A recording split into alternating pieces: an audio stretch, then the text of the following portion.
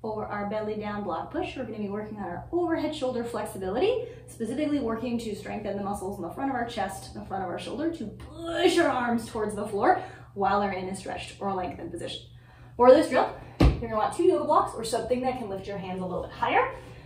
We're going to start on our stomach, reaching both arms overhead, arms about shoulder width apart. If you have very tight shoulders and this already feels challenging, you can keep your hands on the floor. But to make this drill a little bit more challenging for the rest of us, we're going to start with our hands on low blocks.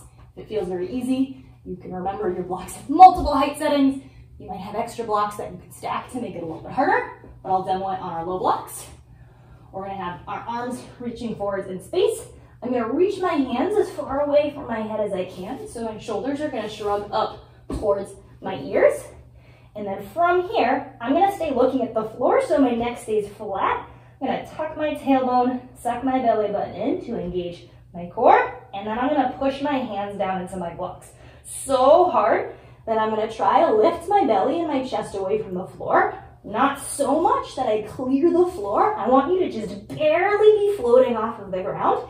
We're going to hold this push, arms pushing down nice and strong for 10 seconds, and then you can relax. Come on back down. You can either relax in between, you can superset it with some hitchhikers if you'd like. If that felt easy, you can make those blocks a little bit higher. Repeat 2 to 3 more times. If you're going on really, really tall blocks, the goal is not to lift ourselves as much as we can. We actually want to keep our chest a little bit low because that way our arms are in a deeper stretch behind us in space while they're in that contracted position. So if you're using tall blocks, we're going to tuck that tailbone, suck our belly button in, push into our hands, just lift the chest a teeny bit. So there's just like a centimeter of space, if that, between my belly button and my chest and the floor.